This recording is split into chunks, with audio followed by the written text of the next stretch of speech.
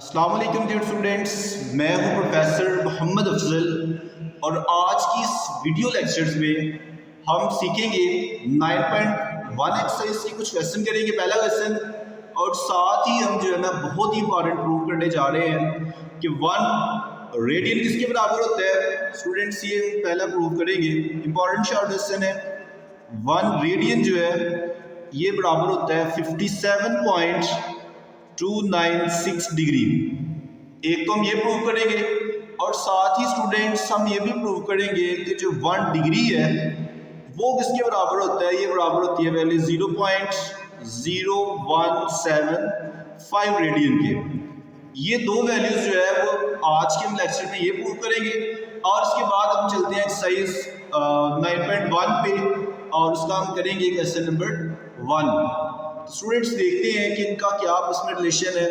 तो सबसे पहले तो इस चीज़ का हमें पता होना चाहिए कि जो डिग्री है उसको रेडियन में कन्वर्ट करने के लिए हमेशा डिग्री वाली वैल्यू को मल्टीप्लाई करते हैं पाई ओवर 180 डिग्री के साथ। तो इसी तरह स्टूडेंट्स आप लोग अगर मल्टीप्लाई करें 360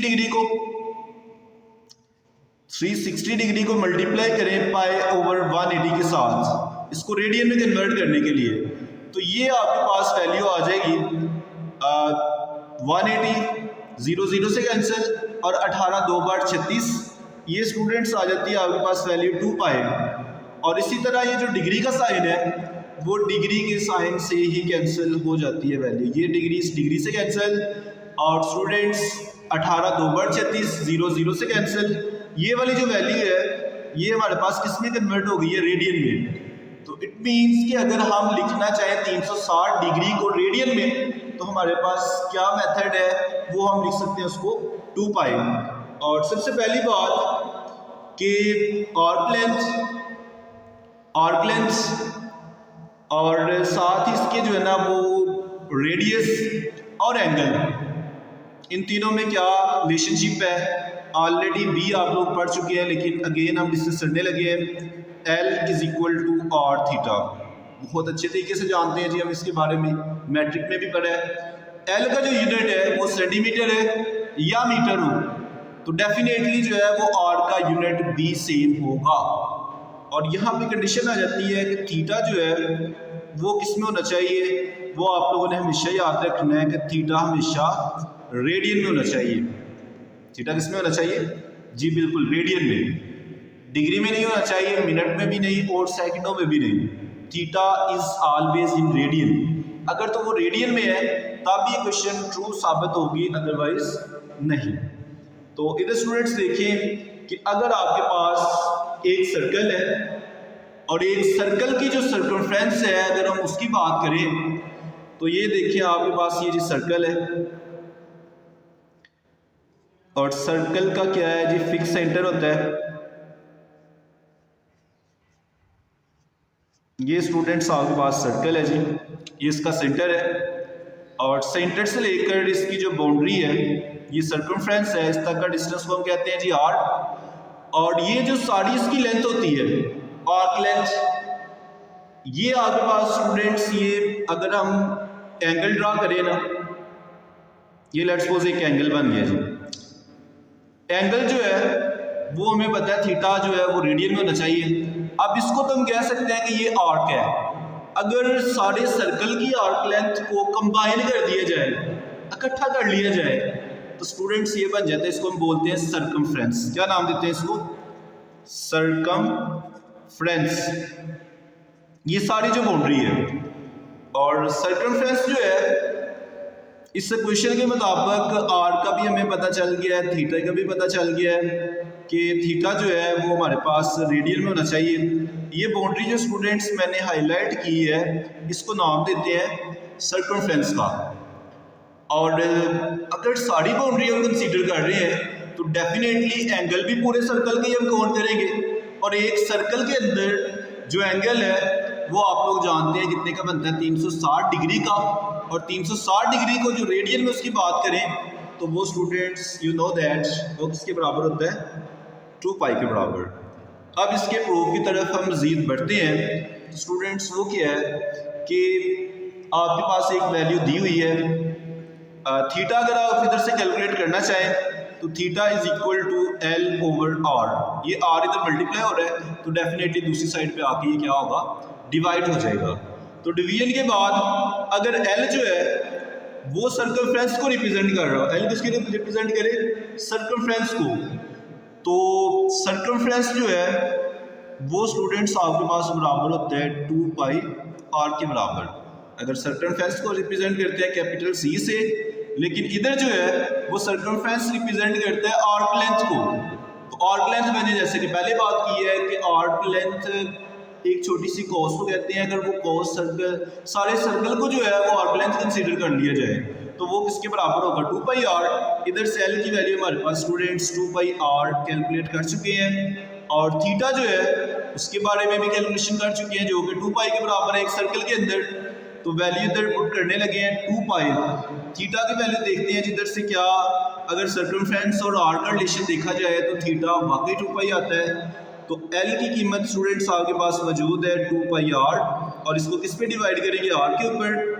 और थीटा इधर से जो है वो कैलकुलेट किया जाए तो थीटा की वैल्यू आपके पास आर से कैंसिल, ये स्टूडेंट्स आ जाती है 2 पाई। और डेफिनेटली अगर ये 2 पाई है तो ये किस में होगा, रेडियन में होगा।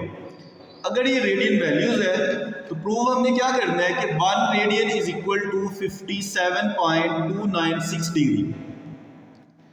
तो ये स्टूडेंट्स प्रूव कर लेते हैं जी। 2 pi radian is equal to 360 degree. हम जानते हैं कि 2 पाई जो है वो 360 के बराबर होता है। अगर स्टूडेंट्स इधर से हम पाई रेडियन की बात करें, 1 पाई रेडियन, तो ये 2 पाई था, ये 2 दरअसल इधर मल्टीपल है, तो दूसरी साइड पे ये क्या करता है कि 360 को b डिवाइड कर देंगे 2 पे, हाफ हो जाएगा ये। और पाई रेडियन जो है वो आपके पास आ जाती है वैल्यू 180 डिग्री के। ये तो स्टूडेंट्स था पाई रेडियन, और हमें क्या चाहिए 1 रेडियन। तो 1 रेडियन कैलकुलेट करने के लिए स्टूडेंट्स क्या करेंगे कि ये जो पाई है ये मल्टीपल है 1 का, यानी कि 1 के साथ इसको मल्टीप्लाई कर लें तो इसमें कोई हर्ज नहीं है। तो 1 रेडियन की बात करें तो डेफिनेटली ये पाई जो है वो 180 का दूसरी साइड पर जाके ये क्या बन जाएगा, डिवाइजर, डिवाइड कर देगा इसको। तो 180 को डिवाइड किया जाए, 180 डिग्री को डिवाइड किया जाए 3.1415 पे, ये स्टूडेंट्स आपने पॉइंट के बाद 4 हिस्सों तक पाई की वैल्यू लेनी है। इससे आप लोग ऑलरेडी फेमिलियर हो कि पाई बराबर होता है 22/7 के। तो अगर 22/7 होता है तो स्टूडेंट्स उसको अगर पॉइंट्स के अंदर कैलकुलेट करें तो 180 डिग्री डिवाइडेड बाय 3.1415, तो डिवीजन के बाद जो हमारे पास वैल्यूज आती है वो स्टूडेंट्स है 57.296 डिग्री। एक तो हमने ये प्रूव करना था कि जो एक रेडियन है वो किसके बराबर होता है, 360 डिग्री के बराबर होता है। इसके बाद है जी 1 डिग्री को साबित करें कि वो किसके बराबर होता है। तो डेफिनेटली इसके बारे में भी आप लोग जानते हैं कि अगर हम 1 डिग्री की बात करें, पाई रेडियन के बारे में तो ऑलरेडी हम डिस्कस कर चुके हैं, तो ये ज़रा देखिएगा कि जो 1 डिग्री है वो किसके बराबर होता है। तो स्टूडेंट्स ये हम दूसरा जो प्रूव करने लगे हैं, मोस्ट इंपॉर्टेंट शॉर्ट लेसन है, और ये पूरे चैप्टर में से जो है ना वो सबसे ज़्यादा इंपॉर्टेंट यही 2 प्रूव है। अब दूसरा प्रूव करने लगे हैं जिसके बारे में हम ऊपर डिस्कस कर चुके हैं कि जी 180 डिग्री की बात करें तो वो आपके पास बराबर होता है पाई रेडियन के बराबर। किसके बराबर वैल्यू होती है जी, पाई रेडियन। अच्छा, अगर ये पाई रेडियन के बराबर होता है तो 180 डिग्री को हम लिख सकते हैं 1 डिग्री मल्टीप्लाई बाय 180। सो ये डिग्री जो है ऊपर ये नहीं आएगा, और क्योंकि 180 पार्ट्स को अगर 1 डिग्री के साथ मल्टीप्लाई किया जाए तो ये 180 ही बनता है।